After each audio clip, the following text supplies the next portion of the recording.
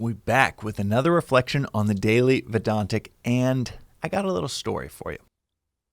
So when we started Magic Mind, which is now, it's about 50 million in sales, profitable and growing pretty quickly.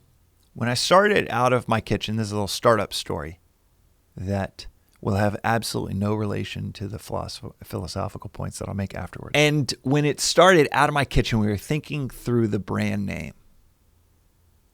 I was thinking it through with a few different people, and I knew that I wanted the brand to not be a morning specific brand. So Magic Mind is a 2-ounce little shot.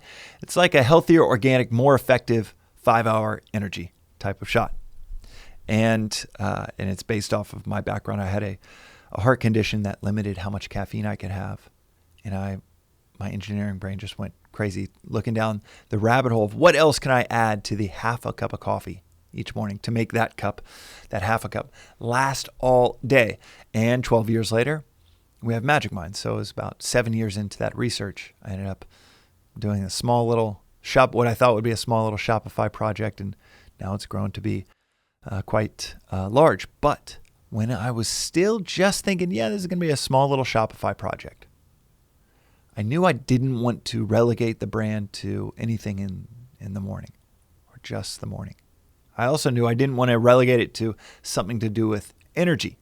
So names like Groove Energy or All Day Energy, they did not feel right because I wanted to have a brand that, if we're successful with this narrow edge of the wedge into the market, and this is built off of, at this point, I don't know, it was probably 15 years of building startups. Yeah, about 15 years of building startups. And I knew I wanted this narrow edge of the wedge of wherever it starts to also be able to fan out and provide more than just this initial product. And this ties back to one of my favorite quotes from the founder of Amazon, Jeff Bezos, who said, "Start from success and work backwards." In business, start from success and work backwards.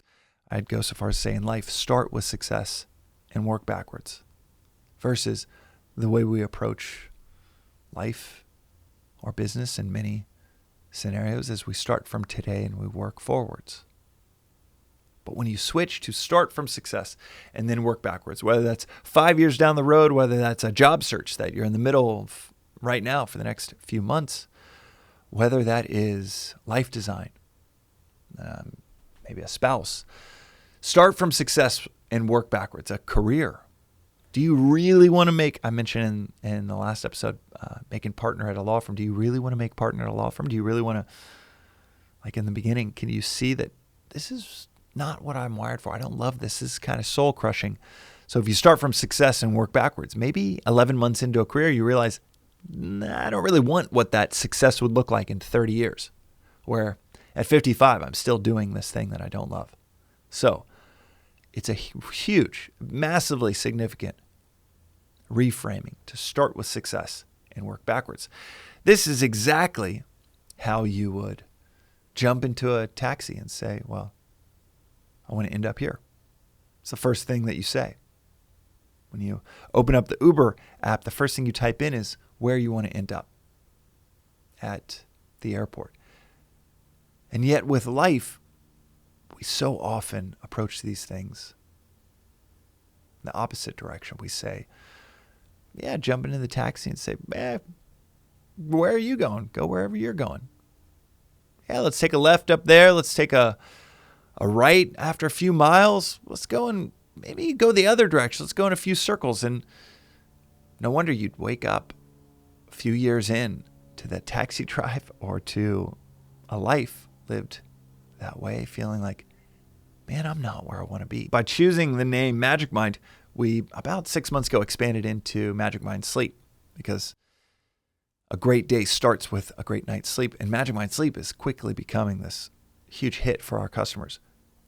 If we had named our product around the morning, Magic Morning, it'd be really difficult to say Magic Morning Sleep. And it'd be really difficult to say like All Day Energy Sleep. But Magic Mind might have a sleep product. It might have a Magic Mind relaxation product at 5 p.m. It might have Magic Mind energy. It might have magic mind for pets. Who knows what it expands into? Maybe that's a little far-fetched, but who knows what it expands into? Because there was this thought of down the road, I want this to help people find a groove, a flow in their lives, and it might be help from a product at 7 a.m. It might be help from a product at 7 p.m. But seeing the end in the beginning massively shifts which direction you go. Massively shifts which turn you take in that taxi drive. And how does this align with the philosophy of Vedanta? Well, this philosophy describes our three equipments to navigate life as a body, which this thing that we're all riding around in, we kind of all understand that. We've got a body to navigate life. We've got the mind that helps guide the body. But this philosophy, as I note in various episodes of this podcast, this philosophy also calls out a subtler, more powerful equipment than the mind. Two inner equipments, not just a mind, which everybody already knows, but this philosophy says you also have an intellect to guide the mind, to then guide the body. And as I often say, we get close to that in the West. We say things like mindset. You got to get the right frame of mind. But we never explicitly say what is guiding the mind, what is actually setting the mind. Bring your thoughts back to a mantra or your breath when you're meditating. Well, what is doing the guiding? This philosophy calls it out and says it's your intellect. Some people map it to like your prefrontal cortex, the human brain versus the reptilian brain. That stuff is like modern, even modern psychology now has dual systems thinking. This is becoming more and more studied, that life within us is not a monologue, it is a dialogue. Thinking fast and thinking slow is one way that it gets talked about. There is a subtler system in dual systems thinking, which has really only come about in modern psychology in the last 5 to 10 years. But it touches on the exact same principles of intellect and mind. The mind is often described as like a 5-year-old child. Beautiful to have a 5-year-old child in the house, but the intellect is the adult in the room. You'd never let the 5-year-old home alone, much less guiding all of the decisions for the household without an adult present. And the intellect is described as the capacity to see the end in the beginning. If it's murky or hard to see what success looks like, what success you would want, and work backwards. It's not a crisis of imagination. It's a crisis of an intellect that can't discern, dissect, can't outline what success looks like. So that might mean you settle for what you can outline, what you can see. Maybe it's vague terms like, well, I want to be happy down the road. Maybe in parallel it is, I want to develop the intellect. I want to develop that clarity, that ability to see the end more clearly. Right in the beginning. To see what's going to happen if I take this path or this path and this fork in the road. If I take this job or if I date or marry this person, if I move to this place, if I choose this career, to see that clarity in the beginning. That is the goal of this philosophy, is to strengthen our intellects. That is the goal, it should be the goal for all of us in life, to see more clearly. The here and now, and as it relates to what would unfold with the decisions we make today, with the steps, the directions we choose today towards a clear goal. And if you can't outline what you want 30 years from now, maybe it's a month from now. Maybe it's I want to be able to see what I want. I want to know what I want. And man, that is as powerful as a clear objective can get. To recognize, if you have the clarity to recognize, don't really know what I want. So I'm going to focus on reflecting, contemplating, thinking through, journaling, discussing with trusted friends, sitting with, listening to these internal voices to discover what I want. So if it's murky and you don't know what you want, that's a beautiful starting point. To say, well, I want to know. What do I want deep down? And that's a perfect jumping off point to say, you know what, I want to strengthen, develop, cultivate the capacity to discern from what I want and what I don't want. To discern from what's going to get me that thing down the road and what won't. That capacity to discern, that clarity, that is the development of the intellect. And the way to develop the intellect, according to this philosophy, is through knowledge. Knowledge of you, knowledge of what you want, knowledge of what gives you energy, what dissipates your energy, knowledge of the self. At the highest level, knowledge of the self. And you get that through the 3 daily practices of this philosophy that I state so often on this podcast, which is to question everything. Don't take anything for granted. And to study, reflect daily. It takes 100, 200, maybe 1,000 times to hear something transformative before it really transforms us. It might stop us in our tracks the first time we hear it, but if we don't reflect on it, it's, as this philosophy says, reflection is 100,000 times more powerful than listening. Basically meaningless for it to stop us in our tracks, and then 2 days later, it's like it never happened. We forget, what was that quote? What was that thing? Question everything. Question our assumptions.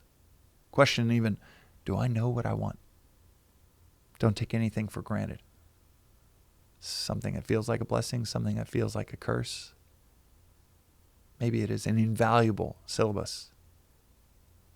Invaluable lesson towards wisdom that you get to participate in. Don't take anything for granted. Triumph or tribulation. And then study and reflect daily. The virus of attachment, the cause, according to this philosophy, to all of our suffering and dissatisfaction is attachment.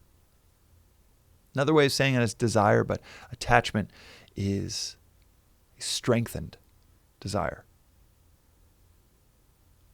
Attachment to name, attachment to validation, attachment to belonging, attachment to friends and family and people, attachment to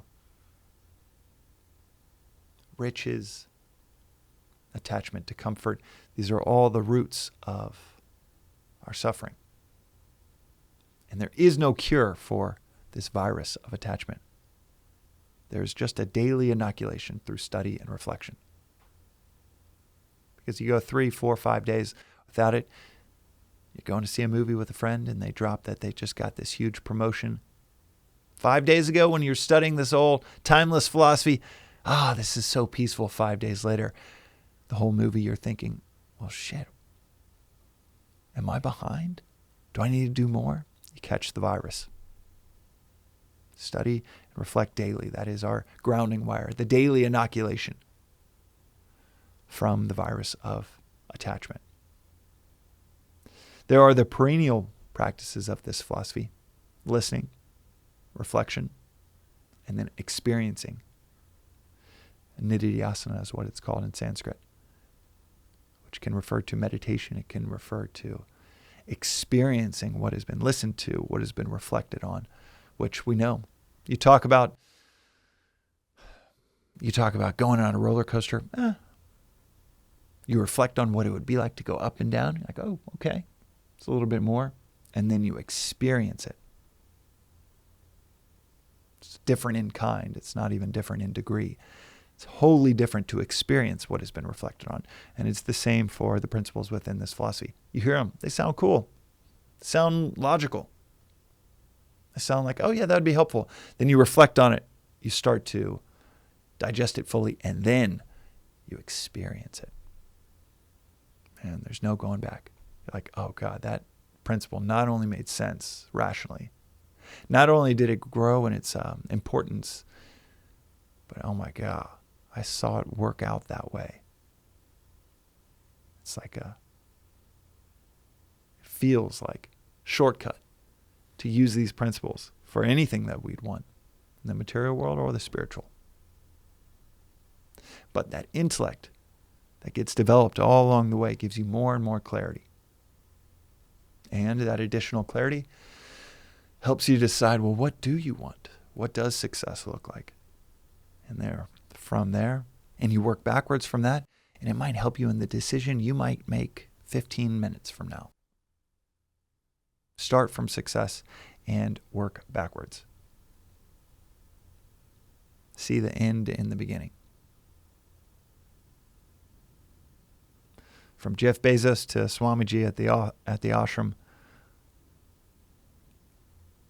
to my own lived experience, the ability to see the end in the beginning. There is nothing better, nothing more powerful when choosing how to live our lives. Philosophy, as I say often, ultimately is just clarity. And who wouldn't want more clarity in their lives? That's today's reflection on the Daily Vedantic. We'll see you next time.